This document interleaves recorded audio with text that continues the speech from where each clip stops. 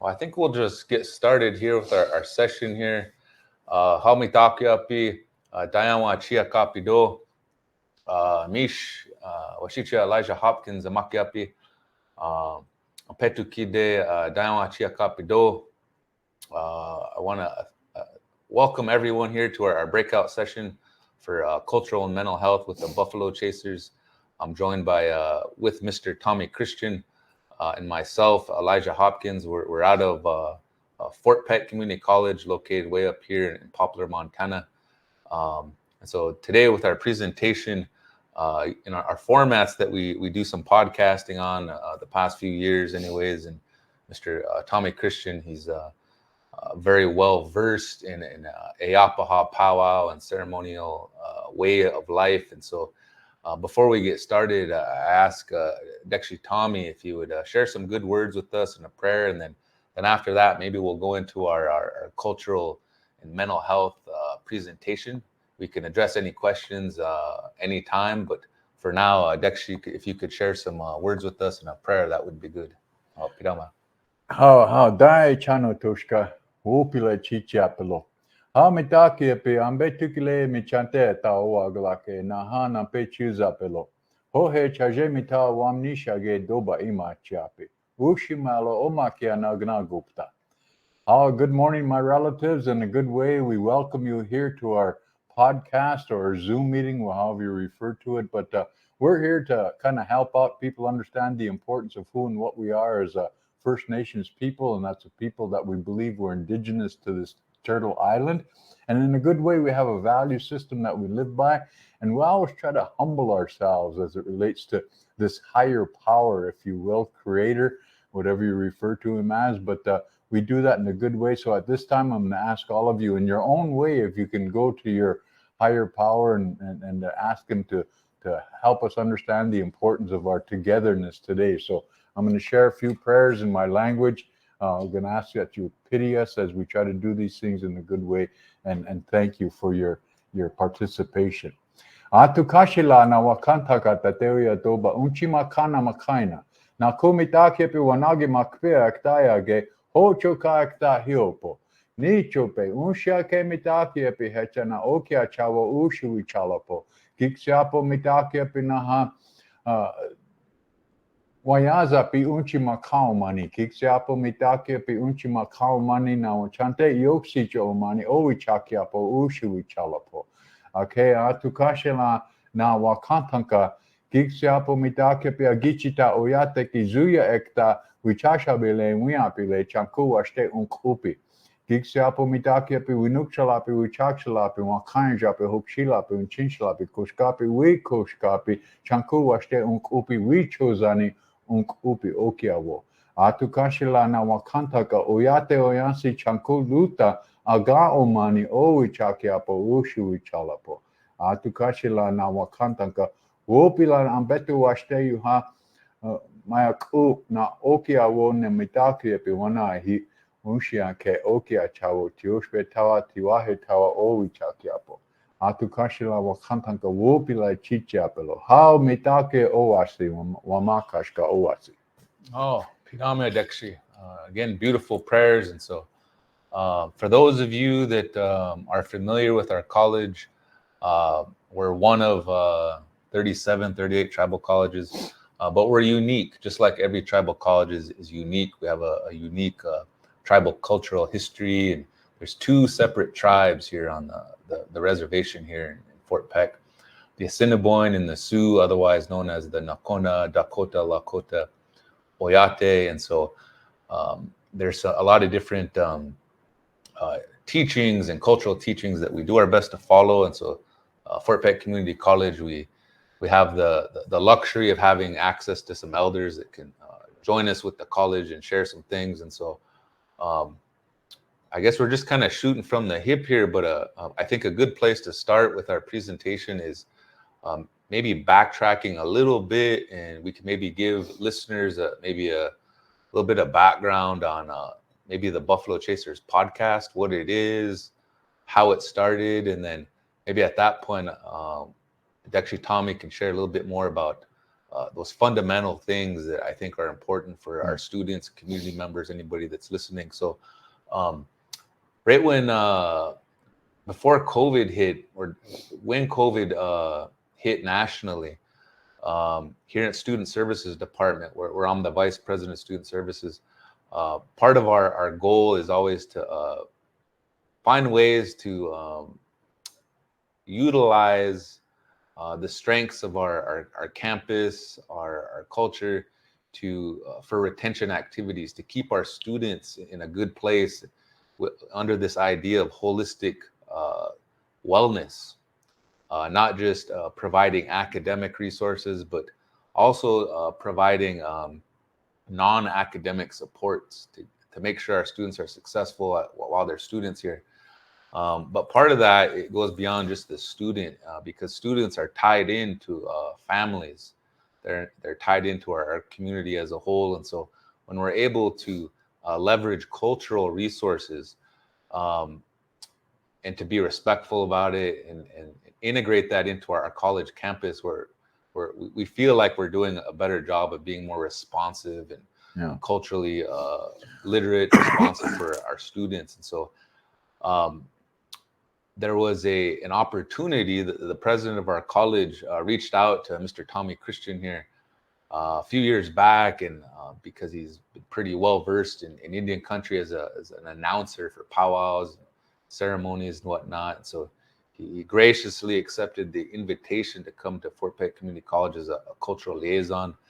But he'll even tell you he's just Ikchewi Chasha, common man, but he's shared a lot with us. And we decided, because we weren't able to have an open campus, we decided to leverage basically like a podcast. We just kind of were shooting from the hip. Yeah. And, where I came into the fold, just because I have a little bit of experience with technology, a little bit more so than some of the elders. I was able to figure out how to throw a podcast together, audio, video equipment, in order to reach our students that were at home. And as a result, Mr. Christian came on board, and so we decided to do just basically an open discussion format, which is kind of a good. It's situated well for sharing a conversational style format for sharing things. And so I'll let him maybe talk about that a little bit more later on. But the college does has a Fort Pitt Community College song, and so whenever we do our podcasting, we would live stream it on Facebook, and we would have our college song. We'd invite different guests on to talk about many different things, because a lot of student wellness is connected to like mental health, your physical health, spiritual health, emotional health, all that good stuff. And so with that, I kind of want to give you a little bit of background on what the Buffalo Chasers podcast is. Maybe towards the end of the presentation here, we can talk about how you can access 82 some episodes, I guess you would say. That there's a video side of it. There's just also audio podcasts. So with that, Dexy, Tommy, anything you'd like to share at this time? Good job, Tushka. My nephew here is kind of the integral part of this whole thing. When we initially started that, under AICF, I might add, Debbie Horse's Thunder understood our cultural value system and the need for us to continue that perspective of communication. And she was concerned about our students. And so the American Indian College Fund, they provided us a little bit of a grant, if you will, to establish something to keep our students in the mix, kind of connect with them virtually through this IT perspective. And Tushka is the integral part, because he put it all together. He's the one that helped us to understand how to do this. Could we do this? And when we do this, is it going to work? We didn't know. We were shooting from the hip. And of course, myself personally, I had some concerns. I was a little bit apprehensive about putting stuff like this, information like this, on the World Wide Web, if you will, and just generalizing some of the things that we did. But after I went and discussed it with some of the older folks that I rely on for guidance and direction, they said, go ahead, because our young people need that. Our young people need to understand the importance of who they are, what they are, why they're doing what they're doing from a spiritual perspective. So they kind of give me the go ahead to do that. So I always try to humble ourselves. This institution of teaching called Fort Pitt Community College. So we always started out with a chekia, acknowledging the needs of others, acknowledging your relatives. So it's not necessarily a prayer per se, as you would understand it as a prayer, but we understand it as a wishes to this Creator to help us understand our purpose and our dedication in life. And that's what we wanted to convey to our young people, promoting this attitude of critical thought. Okay? And because we were closed in at the time, we wanted to maintain that connection. That's what Debbie recognized we needed. And again, we addressed that for the sake of mental health. Because when you're closed in, you get cabin fever, for those of you that may have access to outside all the time, like we do. But when it storms up here, snow and whatnot, we get cabin fever because we're snowed in or whatever. Well, we want to make sure that nobody got that way based on their inability to not communicate. So we felt that utilizing the Zoom or the podcast in that manner to kind of share with people, and we had input, and they also had the ability to have input. They would put it on chat. Then any concerns they had, we tried to answer them back in the next podcast if there was questions that they had or stuff like that. And there was a few. Now, after a while, it kind of caught on, and we opened it up. Of course, Toshka here put it out there on YouTube and Spotify and various other ones, to where you can listen to what we had to share. And so we were also addressing the fact that, all the adults were really complaining about the young people just sitting on the couch with their phone, and we wanted to provide them with something to see on their phone as well, because they were so acceptable to this IT perspective, or utilizing this technology to their own benefit. So we wanted to throw that on there as well, not just to our college students, but to anybody that wanted to listen to it. And after a while, it kind of caught on. We kind of got international, if you will, and people were watching us every week. We go on an hour every Thursday from 3 to 4, because we didn't want to overextend that time, because we wanted to make sure people could consistently come back and know that we were on at that particular time, and know that it was only going to be for an hour. We weren't going to go on and on and on. And so we broke it down into segments like that. And then after we got going, then we started inviting other speakers that could kind of expound on some of the cultural aspects of our way of life based on natural law. And one of those individuals was my older brother, Nietzsche Ole. And again, he also goes by the name of Earl Bullhead. He's from Fort Yates. And so Toshka here hooked him up with all the proper equipment and stuff. And then he'd come on board with us under Zoom, and he would provide us this basic fundamental understanding of mostly the language. He speaks Lakota very well, Dakota, and understands a little bit of Nakona as well. And so he would convey that understanding with our young people. And we utilize it as a tool of teaching as well, because I'm not fluent in my language, but yet my older brother is very fluent, and he could put down not only the manner in which we use the language, but the literal translation of some of these things that we needed to realize. And we could really take advantage of that resource that he provided. But we also involved, who's the other guy from Sioux Falls? John Eagle. John Eagle, yeah. We utilized him. Then there was another gentleman that we utilized, that brought in, and I believe Terry was a part of it. Terry and Jim Redigal was really an integral part to this. He really provided a lot of basic stuff down, but utilizing the language and the understanding of the history of a lot of the words. So in his own linguistic sort of a way, he provided us with an understanding not just from a literal perspective, but the intent of what the statements meant, the words meant, and the history of some of the words and where they came from. So he was really important to us.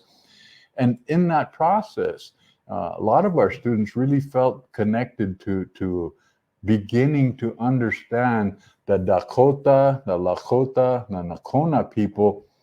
There was a diversity there that was being represented by us all being able to come together. But at the same time, we didn't compromise the integrity of who and what we were as a people by representing that uniqueness that's involved in that, by sharing our language, our protocols and our ceremonies, understanding the importance of being an individual representing the family, and the family representing the tribe they come from, but the tribal perspective also representing the community in which they come from, which all affected their perspective on how they seen life as it related to their worldview. It was so limited until, of course, social media come into play. This IT perspective opened that whole thing up. Their worldview became just that at a press of a button. The whole world, they could see what was going on across the world instantaneously. And so, again, that really helped us to understand the importance of conveying the diversity that was represented, but at the same time maintaining the uniqueness to afford them an understanding of the integrity as to who we are as a people. And so in that, a lot of our students here said, oh yeah, because they lived it every day, kind of taking it for granted because of our way of life here on the reservation. And they start acknowledging the difference that was there. Oh, it's not wrong. No, it's just different. And so they start accepting that, because when you signed up for the college here, when you registered for the college, one of the things that you became once you registered, you just naturally or just automatically became a buffalo chaser, eh? Tatanka kuapi okolaki chia, right? Oh, Yeah. And that means a buffalo chaser, eh? And in that, you became that. I don't care if you're white, red, black, yellow, whatever your heritage said you were, you come here, you became a buffalo chaser. And so the podcast afforded you an opportunity to identify with that society. That's what I said in my language, your buffalo chaser society. You start understanding the importance of becoming a part of that society, and then knowing how to behave or what was expected of you as a buffalo chaser, eh? And so we didn't tell them what to do, but we shared with them an opportunity to remain somewhat dignified, honorable, and all that good stuff, and do these acts of bravery and courage as it relates to their studies and all that good stuff in representing that buffalo chaser society. And so that was our intent, for the sake of addressing that mental health issue, that good healthy lifestyle, in spite of what was going on. And we all had to stay locked up. We had to stay home, and we had to do this in our home, and not wanting to get cabin fever, but being able to communicate and share and take advantage of this opportunity in a shared experience, helping other people understand we're in the same situation as you all are in, but we'll make the best of it with what we got. So to some degree, that dark cloud had a silver lining. It helped us to understand the importance of taking advantage of this IT perspective and making it work for us. And that's basically what the elders shared with me, not in those type of terms, but they wanted us to utilize what was available to us now in a contemporary time and really apply it so that we can continue this storytelling, if you will, in respects to exchanging the cultural diversity that existed here on the reservation. And in that, people start really thinking about it. Yukcha, is that how you say that? Yukcha, think about it. Yukcha po mitakepi. Everybody think about it. That's all we wanted them to do, is think about it. And then as we done that, we understood the importance of when they say, Waktapo,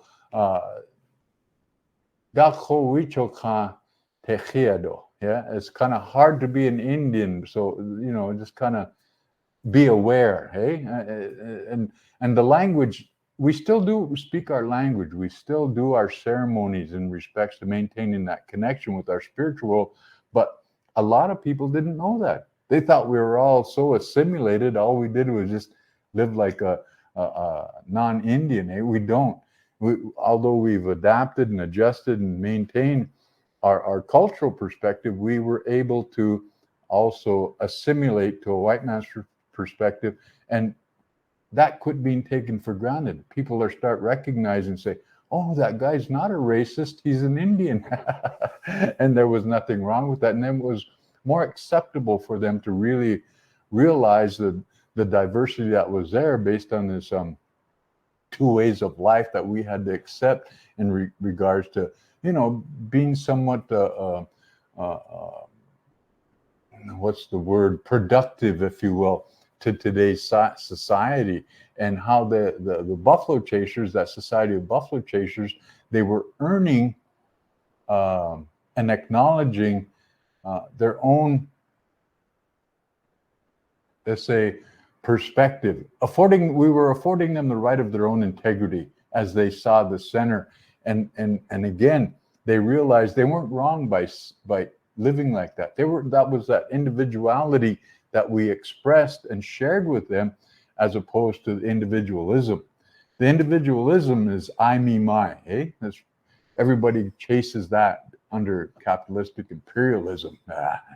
But we as the First Nations people, we looked at it as individuality. We looked, instead of looking this way and blaming others for our purpose in life, we looked inwardly and accepted our purpose and our dedication as it relates to what can I do to help for the sake of the greater good. And so that's a philosophical approach to life, and many of our young people are starting to understand the importance of that, and not necessarily doing it just to acquire a materialistic perspective and get a lot of stuff and be held in high regard because you got a lot of money. Well, they start understanding our way of life is we're not apathetic about our problems. We just deal with it in a different way. And so in that, they start relating to how the natives were on the reservation. Why don't they do nothing about this? Why? And then they start understanding our aspirations weren't necessarily materialistic. It was more spiritual in nature. And so it wasn't that we lived up to that kind of, what do they call it? Warrior. What is that word I used?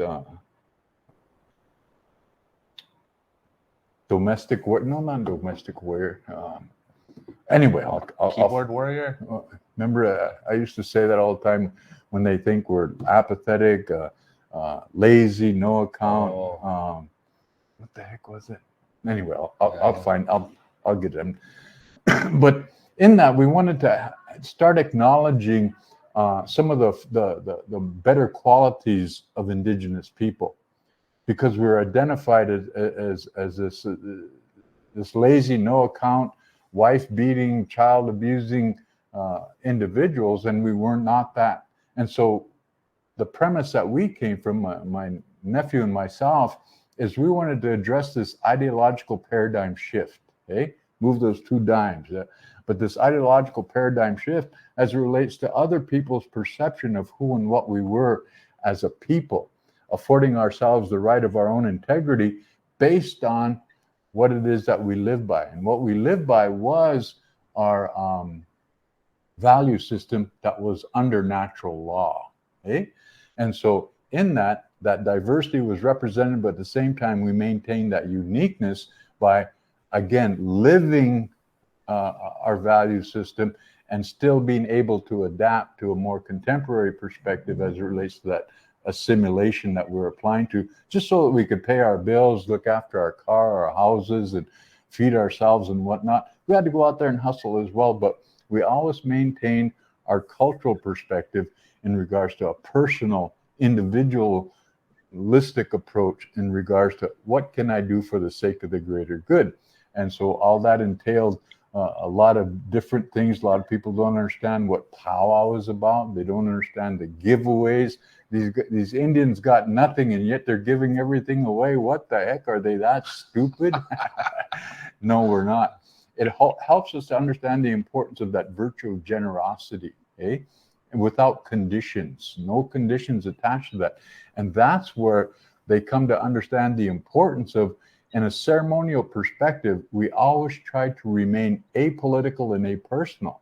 And we shared that. And we wanted them to kind of grasp that. And we didn't tell them anything. We shared with them the manner in which they could accept it. And then whatever they choose to think about that, they continue to realize it's okay to be a critical thinker and see the center differently. But yet at the same time, there were totally inclusivity involved in that changleshka, or that circle of life. So it was kind of like that. And we really enjoyed that whole aspect. We enjoyed it so much, we did it 84 weeks in a row. You know how long that's a long time, a lot of hours involved there. And one of the things that I really found that was kind of important to me was that all of those sessions were archived, and they're going to be archived here in the college. And for the sake of my legacy or whatever, I wanted that to happen, because I'm not a young man no more. Wania tu winkchamana masha koi. Yeah, I'm 70 years old now, so I'm not a young man. I got way more past than I do have future, but at the same time, I just wanted to kind of get that my sharing that was shared with me, my teachings that were shared with me, with a lot of people, and it's just happened to naturally pop up in my life, and I was able to do that. So again, it was really not only helping the people we were trying to help, our students, and provide for them some guidance and direction, but it also helped me to reassure myself that these teachings just didn't go by the wayside. They were able to, based on what we were doing, was able to convey that. And then, of course, the consistency with my older brother, Nietzsche Ole, he was from the Lakota Dakota Reserve in Standing Rock. And then we had other indigenous people come in and share with us as it relates to theirs. But we're all consistent based on natural law. That value system remained the same. And our non-Indian relatives sometimes will pan-Indianism us in respects to not understanding the importance of that uniqueness. And so that's where we really needed to identify that and help our young people understand the importance of, they were all included in that, in respects to really looking at life in a more positive perspective. And that's what we were trying to convey under the Zoom and the podcast that we had for 84 weeks, and some of the information that we shared. And we could go on and on and on and on and on. But at the same time, we got the basics down. We got the fundamental understanding. The belief system was instilled there, but yet we didn't tell that. We shared it. And so if anybody wanted to accept it, they could. If they didn't want to accept it, that was fine too. It wasn't based on any regulatory or authority, but you have to do this. No. Because again, that's the manner in which I was shared with. We nuk chalapi na we chak chalapi won't speak ya hemitawa. The older ladies that carried this wisdom that I held dear to my hearts, and the older gentlemen that carried this wisdom that I held dear to my hearts, were my teachers. That's what I said in my language. And so with that, we wanted to make sure that it wasn't in vain, if you will, for the sake of their teachings, for the sake of their lives as well. So I always tried to acknowledge my teachers and by name and whatnot, because I'm not the only one they taught. They taught many of my brothers, many of my family members, many of my tioshpai the same consistent things. And so that common mindset kind of bonds us together in respects to tioshpai. And then, of course, my tiwahe, they're afforded that as well, just from listening to me. My sons and my daughters and whatnot are afforded that opportunity. And so they basically live by that, but yet they've aspired to higher education, because that was really promoted in our culture, is you utilize that as a tool. a lot of people romantically refer our education of today is our buffalo of yesteryear, eh? Which makes sense. But again, I say that it's a romantic approach because we live like that anyway. We always educated ourselves. And one of the things we wanted to convey is to help people understand the importance of abstract learning along with linear teachings. Hey, think about it. The reading, the writing, the arithmetic is key, and it's probably first and foremost in most people's eyes. But at the same time, to afford our young people that sense of balance, we wanted to help them to understand that abstract learning, experiential teaching was key, and we applied that based on what they call land-based teachings.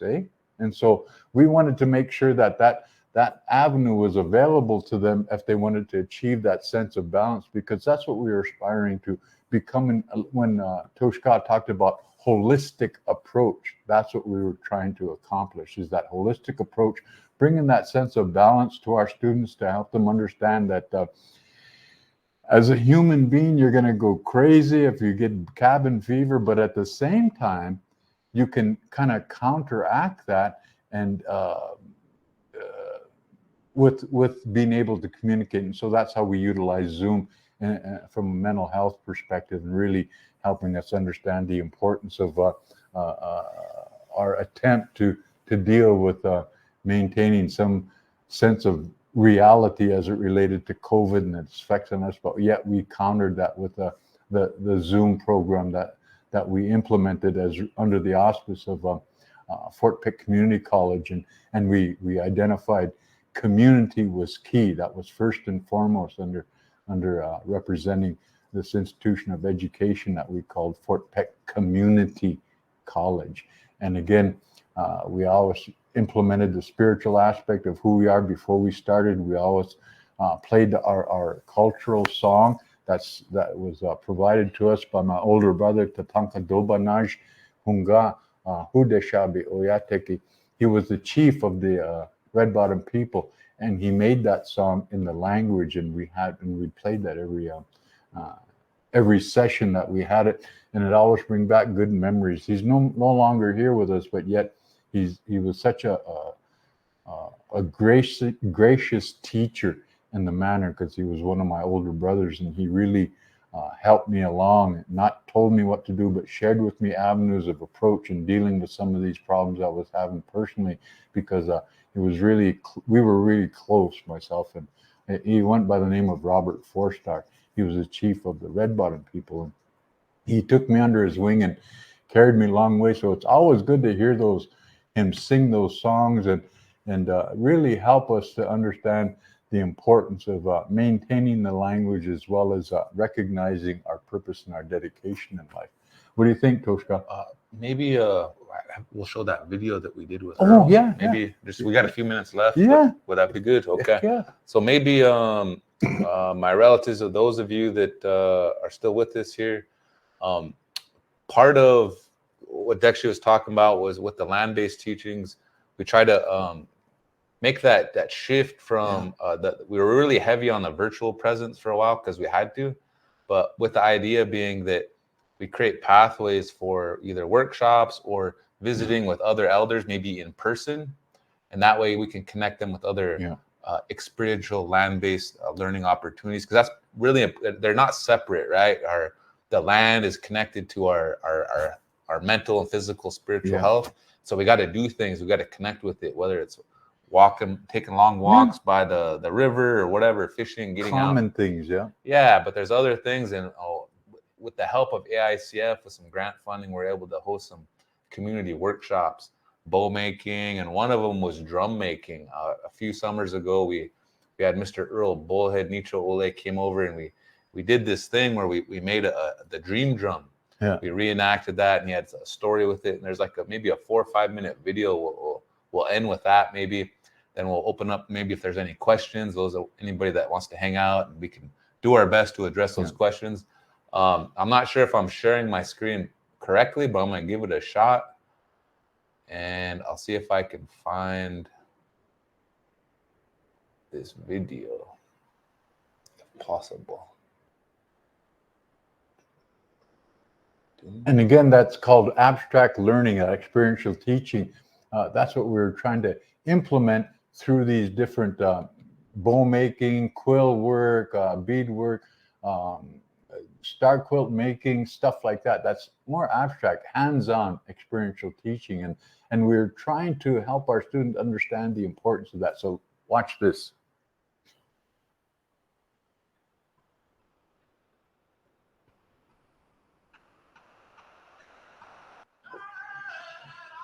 My name is Erwin B. Benedict William.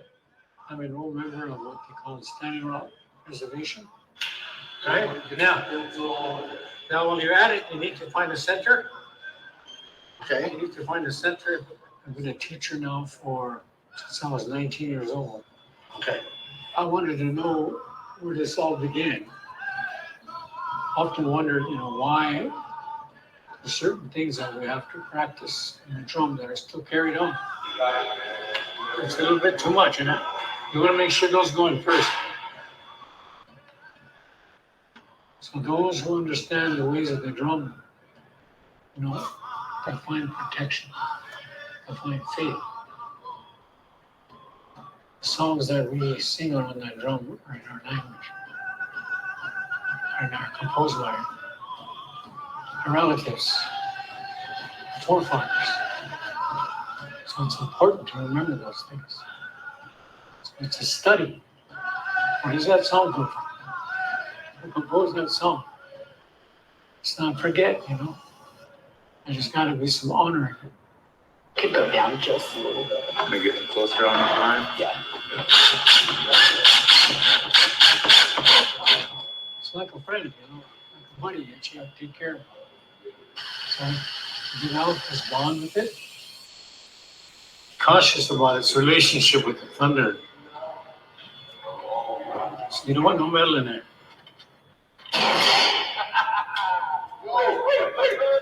And so you'll become what they call a drum keeper. As a singer, they call it oha, keeper of songs. The thing to do now is get as much of that middle part sanded down outside. That belt sander, yeah.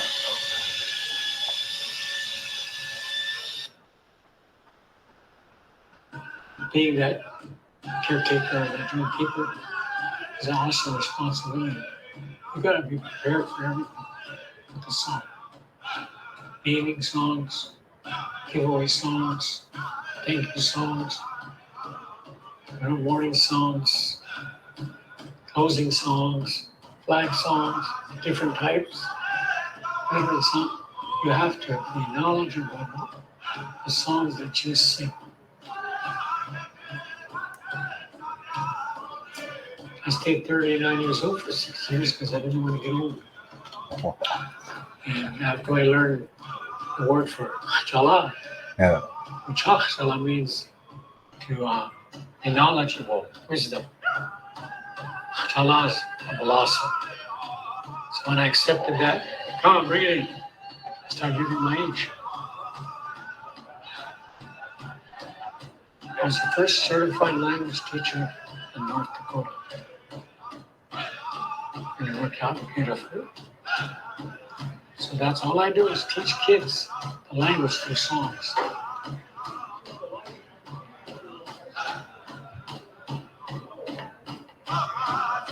I listened to my uncle's advice, and I'm about that age now. He said, whenever people ask you to do something for you, they're depending on you. And so you do your best. Because there's come a time when you get old and you can't do those anymore. And low in your heart and your mind, but you've always done your best. You just go to that way and snug it up. You sure that sticks out. But just snug it, untight. I am 72 years old. Every time, every song I ever sang, I'm going to do my best.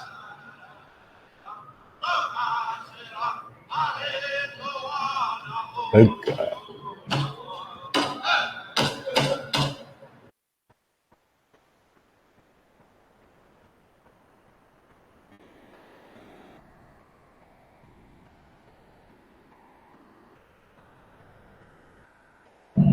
Okay, so I don't know if you guys can still hear us or not, or if you could hear the video well. Hopefully there wasn't any audio issues.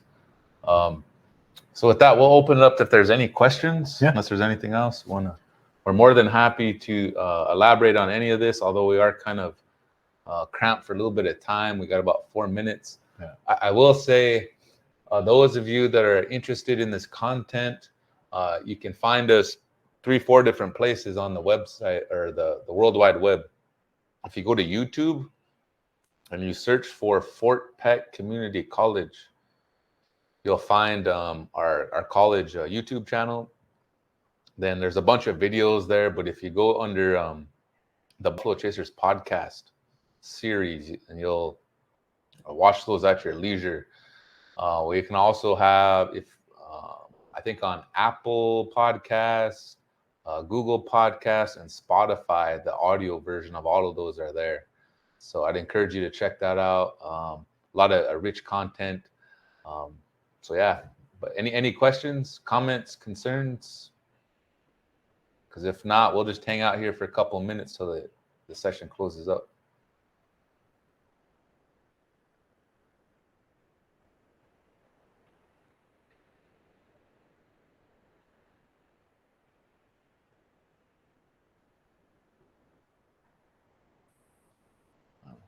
I still like watching that video.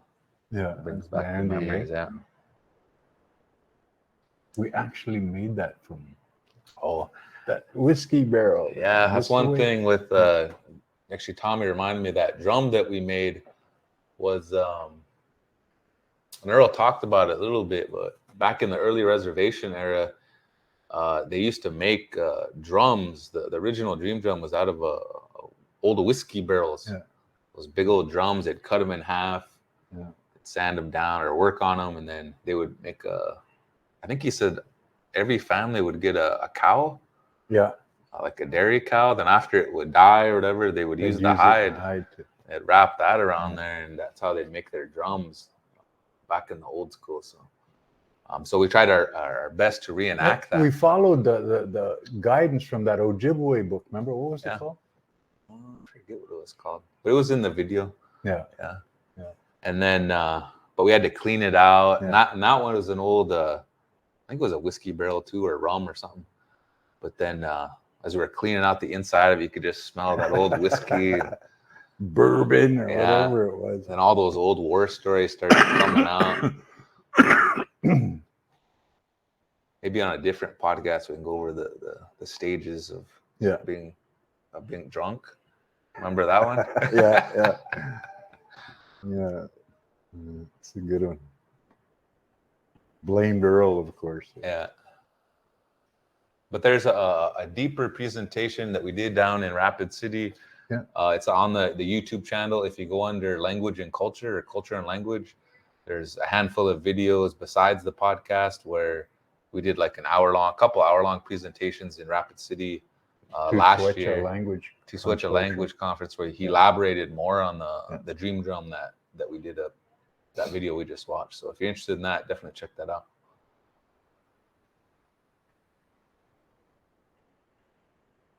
Oha mitakepi dawa chia kapi do doksta akewa chia kapi petiwa stay hapo. Have a good day. Thank you for joining us, and we'll see you later on. Oh.